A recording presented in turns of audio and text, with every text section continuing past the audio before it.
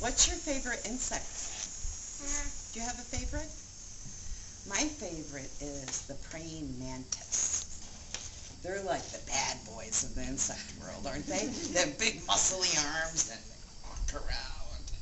Do you guys know what a praying mantis looks like? Yeah. Yeah? They're pretty cool. And this time of year, they're big like this. So if you get lucky enough to see one, look at how muscly their arms are. And make sure you point it out to the rest of us. Not all of us are looking up to find them. Right? Okay, so this time of year is a special time of year. And I actually pin them and stuff. You do? You save them and you pin them on a board? Who does? So you can preserve them and look at them for a long time? Yeah, I do When that they with some die, of my... Or when they're alive? Well, you probably do it when they're dead, right? When they die, yeah. First they put them in the killing jar. Yeah. Okay, who can tell me why this time of year is so special for the monarch butterflies? Because they migrate. They migrate. So actually, I thought, well, where do I start with monarchs? It's such a big, long, beautiful story. So I thought, let's start with what they're doing right now. So the monarchs we're seeing today are completely different than the monarchs you saw in June or July. And why do you think they're different than the monarchs you saw this summer? Why are the monarchs today different? Grown-ups, you can answer.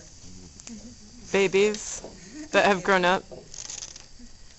Yeah, the babies have grown up. Well, the monarchs we're seeing today are actually biologically different. They are going to make this long, long journey to Mexico, all the way to Mexico. Some of them fly up to 3,000 miles. And so their abdomen, how many body parts do insects have? 3. What are they?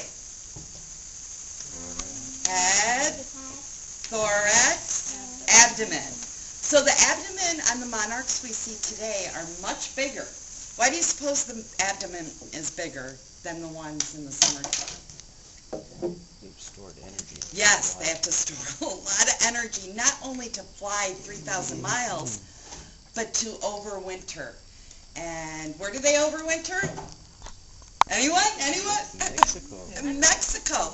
There's a mountain range called the Sierra Madre, and they overwinter in about a 70 square mile area. So it's not a very big area. They all congregate and they roost in conifers. So they're not eating all winter long. They do need moisture, but they're basically sleeping on sunny days, sunny warm days. They'll get out and sun themselves. But they really need to feed a lot right now. So all these nectar plants that are coming up, goldenrod and New England aster and all of that, they're feeding on that and they're storing all their energy. These monarchs are also living a lot longer than the ones you see in the summer. The monarchs you see in the summer live for about 2 weeks, and their sole purpose is to mate and lay eggs. And an average female monarch can lay up to 500 eggs in 2 weeks. So does anybody know what the monarch's host plant is? What kind of plant, Darwin, does monarch caterpillars need to eat? You know what? Milkweed. Milkweed, yeah. So these monarchs, when they start laying their eggs, their little feet, when they land on a plant, they can taste it and smell it, and they'll know right away that that's milkweed and it's okay to lay their egg there.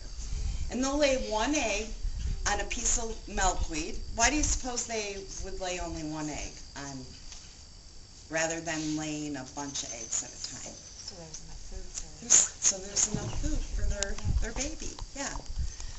Okay, so we got the migration. They're in Mexico. They are wintering there all winter. And right about the time we start tapping maple trees here is when the monarchs will start their journey back. This is the only insect in the world that does a 2-way migration. So these guys will start migrating back. As soon as they start their migration back, they start mating. And then they start laying their eggs. They'll die. They don't ever make it back to Wisconsin. So those babies will turn into butterflies within 25 days. And it's usually the second generation that we start seeing here in June.